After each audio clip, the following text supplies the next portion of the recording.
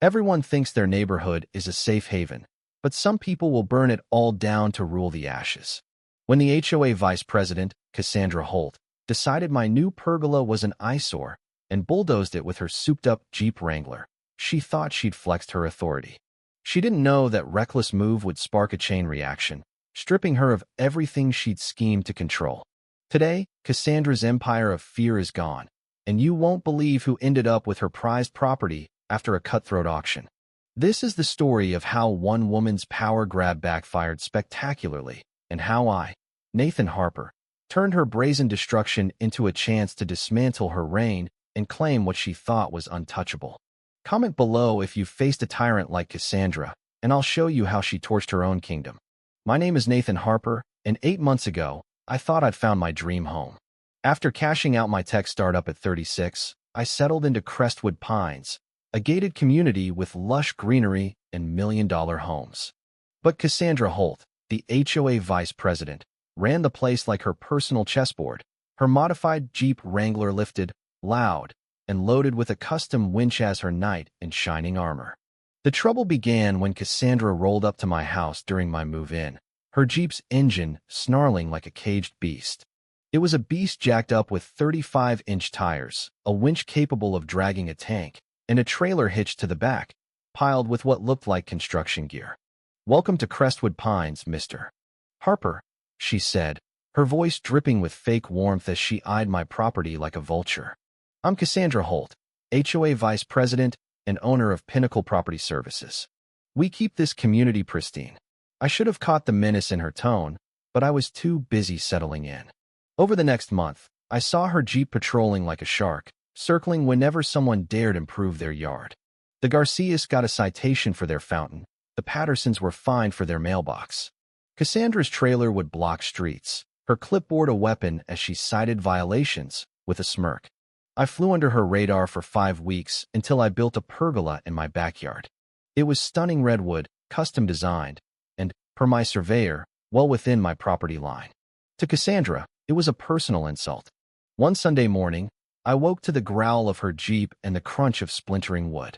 Rushing outside, I found her using her winch to rip my pergola apart, the structure collapsing like a house of cards. Her Jeep was parked on my lawn, tearing up sod, and she was directing the destruction with the precision of a demolition crew. "What are you doing?" I yelled, heart pounding. She turned, unfazed, and flashed a grin that could have sold snake oil. "Morning, Nathan. Just addressing an HOA violation. This pergola obstructs community aesthetics. I'm sure your contractor misread the guidelines." The gall of it floored mesh torn down my property and blamed me for it. I demanded the rule she was enforcing, barely containing my fury. Her eyes glinted with challenge. "It's about maintaining standards, Nathan. As vice president, I have discretion to enforce what's best for Crestwood Pines." She revved her Jeep, dragging the last of my pergola onto her trailer, and drove off with a wave. What she didn't know was that my security system discrete cameras disguised as light fixtures had captured every second in 4K. Her Jeep, her winch, her smug dismissal, all preserved. I tried the civil route first, emailing the HOA board Michelle Tran, a baker, Roger Kim, a dentist, and Evelyn Brooks, a retired librarian, demanding $5,500 for the pergola and $1,200 for lawn repairs. I attached video stills and my survey. Their reply came fast, a unified brush-off claiming insufficient evidence and citing property maintenance access. It reeked of collusion. Cassandra doubled down, parking her Jeep outside my house at 5:30 a.m. daily, its exhaust roaring, winch clanking as she inspected her trailer. Neighbors grumbled, but she'd flash her clipboard and call it essential operations. By week's end, she was unloading toll sledgehammers, chainsaw Santo the street, each clang a deliberate taunt. Then I dug into her operation. A county records check showed Pinnacle Property Services was a ghost no-business license, just Cassandra's logo on her trailer. My neighbor, Helen Weaver, a retired DA, called me with a bombshell. "Nathan, she's done this before," she said, inviting me over. Her dining room was a war room, files, photos, and logs spanning 4 years. Cassandra had extorted 10 families, demanding payments for fake violations. The Lopezes paid $4,000 to save their gazebo. The Chins shelled out $2,800 to avoid fines for their hedges. Helen's photos showed Cassandra's Jeep hauling away stolen goods, patio sets, grills, even a koi pond pump at night, stashed in a storage unit 30 miles out. Helen's DMV source revealed Cassandra's Jeep was on borrowed time $48,000 in unpaid loans, repo agents circling. Her trailer's gear $10,000 worth of tools was stolen from job sites. I partnered with Luis Garcia, a mechanic whose family lost a fountain to Cassandra's rules. Luis's industry contacts confirmed her Jeep's mod's illegal lift kit, non-compliant exhaust violated state law. We hatched Operation Snare, planting fake luxury planters and cameras to catch her theft. Cassandra bit, sending a $8,200 bill for aesthetic corrections and ramping up her harassment, her Jeep's winch tearing into my new fence posts.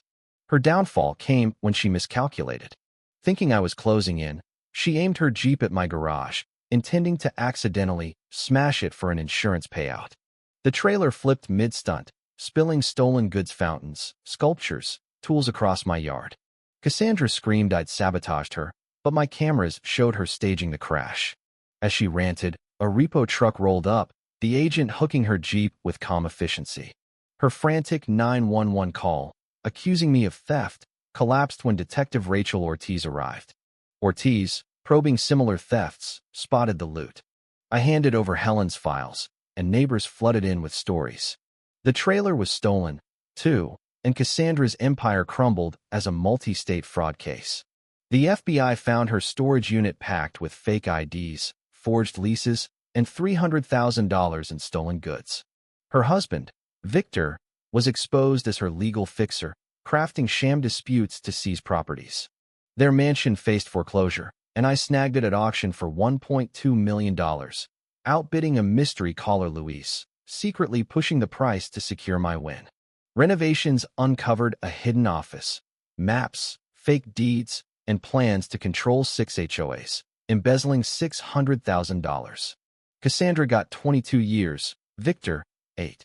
I turned the mansion into a community hub, her Jeep into a patrol vehicle.